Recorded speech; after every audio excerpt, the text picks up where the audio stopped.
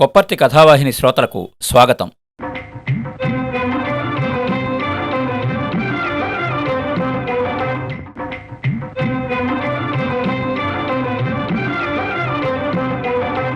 కథామ్మలకి నమస్కారం.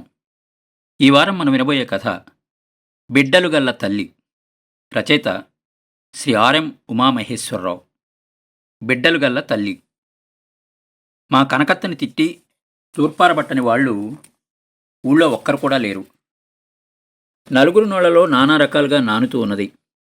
కడుపులో పెట్టుకోవాల్సిన తల్లి కూడా పోయే నా సవితి అంటే ఇంకా బిడ్డేం కావాలా, ఏడజావాలా అనింది మా అమ్మ. తప్పే చేసింది బో. అదేమన్నాయం, కట్టుకున్న మొగుడు కొట్టే, అక్క మొగుడు కొట్టే, ఇంటికి సుట్టపుసువుగా వచ్చిన నా బట్టా కొట్టే, కళాకి కన్నతల్లి కూడా కొడితే ఎట్టా అని ప్రశ్నించింది మా పెద్దమ్మ.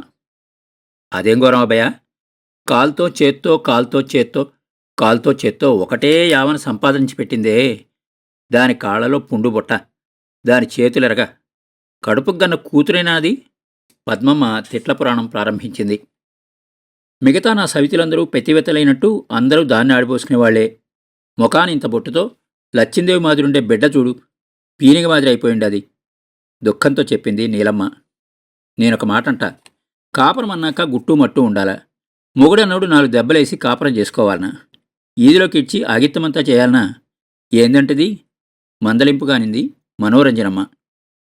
మా మిద్దింటెత్త ఇంటి ముందు పందిట్లో వెల్లికిలా వేసిన మంచం మీద కూర్చున్నాను నేను. మా బంధు బృందం అంతా తలో గుంజని ఆనుకుని కూర్చున్నారు. పందిటి పక్కన సీమచింత చెట్టు మీద కాకుల గుంపు గోల చేస్తూ ఉన్నది. ఈకలు చెదిరిన కాకి ఒకటి గుంపులోంచి ఎగురొచ్చి కరెంటు తీగ మీద వాలింది. అప్పటికే దాని రెక్కల మీద ఈకలు కొన్ని ఊడిపోయాయి. ఆ ఒంటరి కుంటి కాకిని గుంపంతా వెంటాడుతోంది. ఈ గొడవకి బెదిరిన పిచ్చుకలు కొన్ని జీలగ చెట్టు మీద చేరి కిచకిచలాడుతున్నాయి. చీ అదవ కాకులు, ఛే ఛే పోండి, అట్టెడన్నా పోయిసావండి. నీలమ్మ కాకుల్ని తరిమి తిరిగి వచ్చి కూర్చుంటూ అనింది. అభయ, నువ్వేమన్నా చెప్పు, అది బిడ్డల్ని సాకి సంతరించిన అమ్మగాదు, అదసలు ఆడదే కాదు, దెయ్యపుండ. వీళ్ళందరి ఆగ్రహం అసహ్యం నాకు అర్థమయ్యాయి. మా కనకత్తది వట్టి పల్లెటూరి అమాయకత్వం, వెర్రిబాగుల మనస్తత్వం. రాజమ్మ లేచిపోయిన దగ్గర్నుంచి ఆమెను నేను గమనిస్తూనే ఉన్నాను. రాజమ్మ మా కనకత్త కూతురు. మా కనకత్తకి 2 కూతుళ్ళు. పెద్ద బిడ్డని అయినింట్లోనే ఇచ్చింది. రాజమ్మని మేనలుడికిచ్చారు. మా వెంకటముని మామ బలవంతం మీద రాజమ్మ పెళ్లి జరిగింది.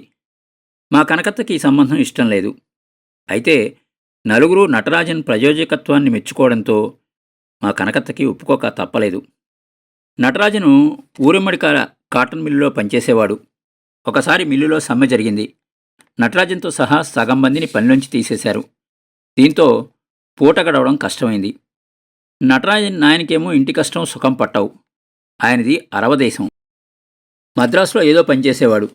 3 నెలలకో 4 నెలలకో ఒకసారి వచ్చేవాడు. వచ్చినప్పుడు చేతిలో ఉంటే 4 రూపాయలు పెట్టిపోయేవాడు. ఇంట్లో పెళ్లికెదిగిన ఆడబిడ్డలు 2 ఉన్నారు. ఈ కష్టకాలంలో మేనమామ నటరాజన్ని ఆదుకున్నాడు. కోనేటి గట్టున బంకు పెట్టించాడు. నటరాజను చురుకైనవాడు, చొరవగలవాడు, మాటకారి, అందర్నీ వరసలు కలేసుకుని మాట్లాడే తత్వం. వ్యాపారం బాగా జరిగింది. బంకులోనే వడ్డీ వ్యాపారం కూడా ప్రారంభించాడు. దీంతో 2 ఏళ్లకే ఇంటి మీద నాటు పెంకు దింపించి సీమ పెంకు ఎక్కిచ్చాడు.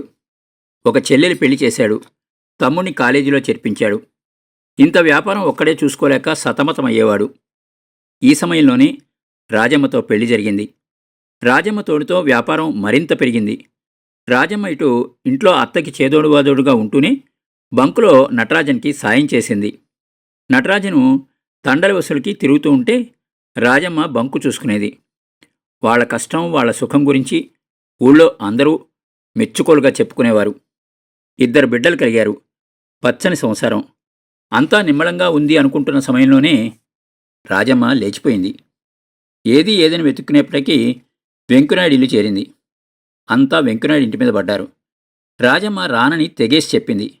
నలుగురు 4 మంచి మాటలు చెప్పారు. ఒప్పించి వెనక్కి తీసుకొచ్చారు. అదేం ప్రేమో, అదేం మోహమో. 3వ నాటికే మళ్లీ వెంకునాయుడు ఇల్లు చేరింది. మా వాళ్ళంతా కోపంతో రగిలిపోయారు. వెంకునాయుడు ఊరొదిలి పారిపోయాడు. వెంకునాయుడు సొసైటీలో గుమాస్తా. తూర్పు నుంచి వచ్చాడు. పెళ్ళయింది, పిల్లలున్నారు. ఊళ్ళో వెంకనాయుడు భలే హీరో. 4 బర్రెలు పెట్టి పాలు మజ్జిగ అమ్మాడు. చిన్నా చితక వ్యాపారాలు చేశాడు. 4 ఏళ్లకే ఊళ్ళో మిద్ది కట్టాడు. వెంకనాయుడిది కష్టం చేసిన ఒళ్ళు. ఒడ్డు పొడుగు ఉన్న మనిషి. విసుగు పుట్టి కిరీటం తీసి పక్కన పెట్టిన మహారాజులాగా టీవీగా ఉంటాడు.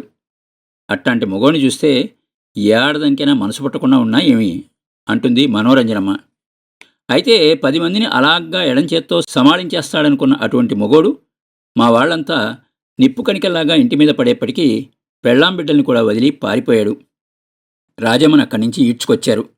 ఒక దెబ్బ కాదు, ఒక తిట్టు కాదు, ఒక్క మనిషి కాదు, అందరిలోకి ఆగిత్యం అంతా మా కనకత్తదే. మూల తిరుగుట్లో వేప చెట్టు కింద రాజమ్మ చతికిలపడింది.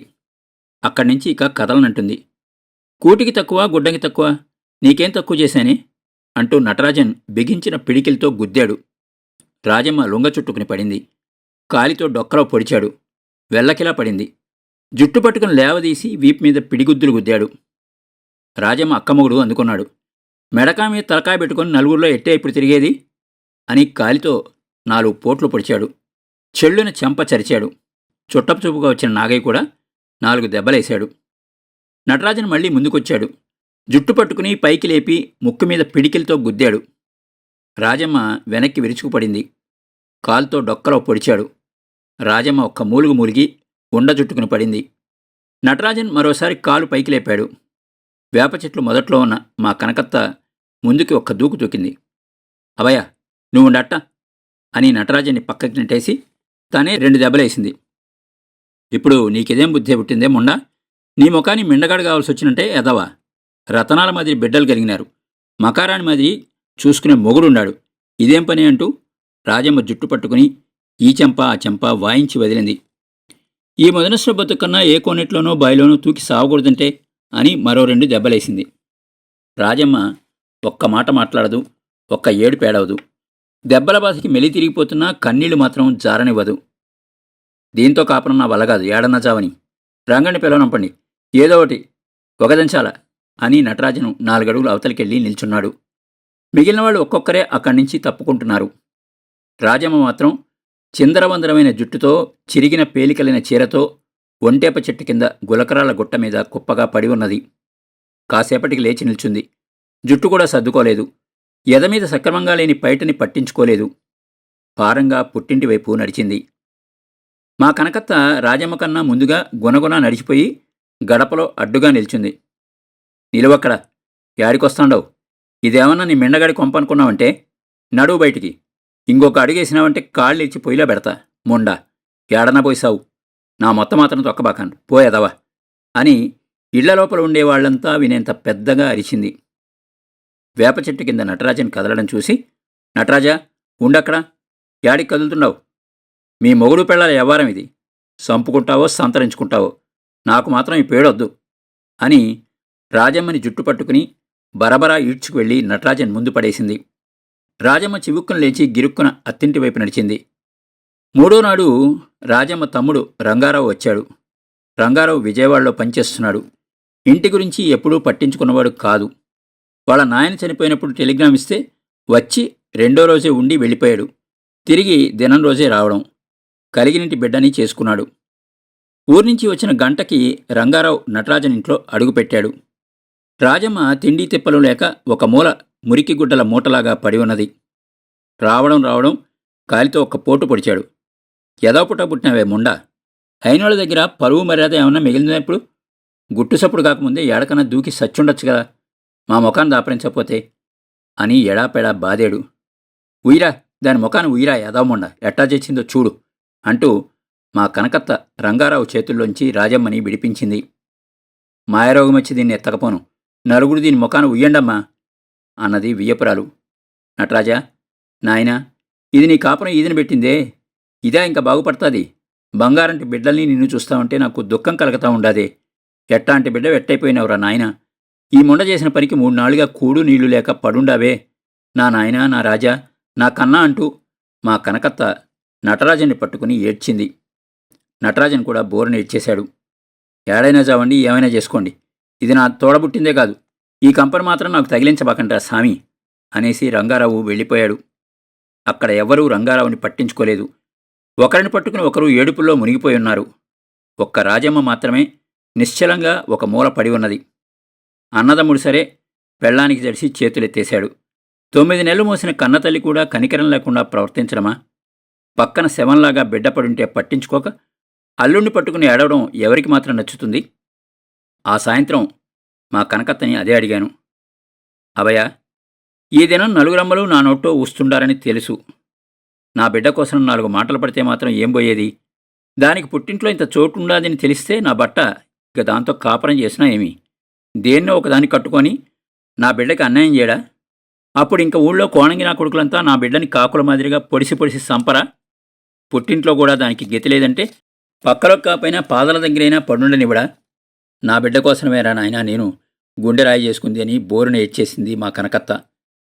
మా కనకత్త ప్రవర్తన తొలిలో నలుగురితో పాటు నన్ను కొంచెం కలవరపరిచిన మాట నిజమే. ఇప్పుడు ఆ నీడలు తొలిగాయి. అందరూ అనుకుంటున్నట్టు మా కనకత్త కఠినాత్మురాలు కాదు. ఆమె తాపత్రయం అంతా బిడ్డ బతుకు కోసమే. మొగుడు వదిలేసింది అని ముద్రపడితే బిడ్డ బతుకు ఏమవుతుందో అని బెంగ పెట్టుకుని భవిష్యత్తును ఊహించి భయపడింది. కూతురి కాపురం కోసం కసాయి తల్లిగా నటించింది. నలుగురిని నమ్మిస్తున్నాను అనుకున్నది. కాని మా కనకత్త నమ్మినట్టు రాజమ్మ కాపురం బాగుపడలేదు. 6 నెలలు గడిచినా నటరాజంలో మార్పు లేదు. పక్క మీదికి కాదు కదా, పాదాల దగ్గరికి కూడా చేరనివ్వలేదు. అత్తింట్లో రాజమ్మ తిన్నదా తాగిందా అని పట్టించుకునేవాళ్లు లేరు. నలుగురిలో కలవడానికి ప్రయత్నిస్తే ఈసడించుకునేవాళ్లు. తల్లో దువ్వెన పెడితే ఒక మాట, మొహం కడిగితే ఒక మాట. వీధివాకి వైపు నడిస్తే అందరికీ అనుమానమే. ఇంట్లో పనేదైనా ముట్టుకోబోతే విసిరి కొట్టేవాళ్లు. ఈ అవమానం అనంతంగా సాగుతూనే ఉన్నది. అప్పుడింక మా కనకత్త మళ్లీ రంగంలోకి దిగింది. నటరాజా, తప్పో ఒప్పో జరిగిపోయిందేదో జరిగిపోయింది. ఆ బిడ్డ మళ్లీ వాడి ముఖం చూసేరగదు. నువ్వింకైనా నిమ్మళించాలా? దానికోసం కాకపోయినా బిడ్డల ముఖం చూసైనా కాపురం చేసుకోవాలా అని మర్యాదగానే చెప్పి చూసింది. పరిస్థితి ఏం మారలేదు. రాజమ్మ బతుకు కనాకష్టంగానే ఉన్నది. ఒకరోజు దీపాలు పెట్టేవేళ మా కనకత్త పైట కొంగు బిగించి చరచరా నటరాజన్ బంకు దగ్గరికి నడిచింది. నడి రోడ్లో నిల్చుని ఊరంతా వినేట్లుగా చెడామడా తిట్టింది. రే నా బట్ట, నీకసలు మంచి శబరా ఉండదా? పెద్ద చిన్న అంటే మతింపు ఉండదా? అల్లుడు నా బట్ట కదా అని కాళ్ళు గెడ్డం పట్టుకుని బతిమాలే కొద్దీ బెర్రబిగించుకుంటున్నావు కదరా. అన్నదమ్ముడు సరే పెళ్ళానికి భయపడి దాన్నట్లా నట్టెట్లో వదిలేసిపోయినాడు. కన్నతల్ని నేనుండాన్రా బొందిలో పేణంతో. ఒరే, దానికెవరూ లేరు గదా. కూడు నీళ్లు లేక అది గుట్టుకుమంటే దేన్నో ఒకదాన్ని కట్టుకొని ఊరేగచ్చుకునేదని మీ తల్లి బిడ్డలు యోచన చేస్తున్నారేమో.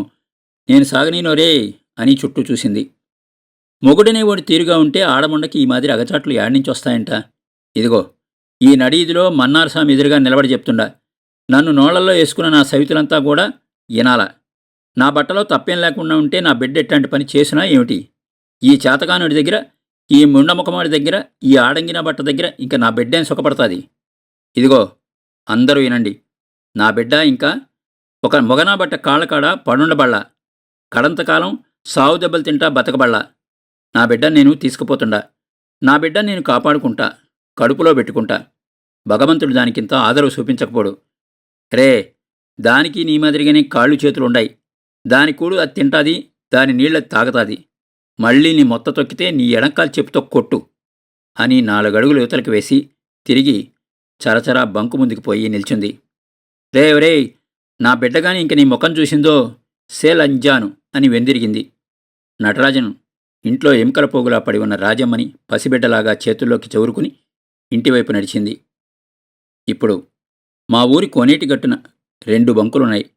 నటరాజన్ బంకుకి ఎంత పేరుందో రాజమ్మ బంకుకు కూడా ఊళ్ళో అంత పేరుంది.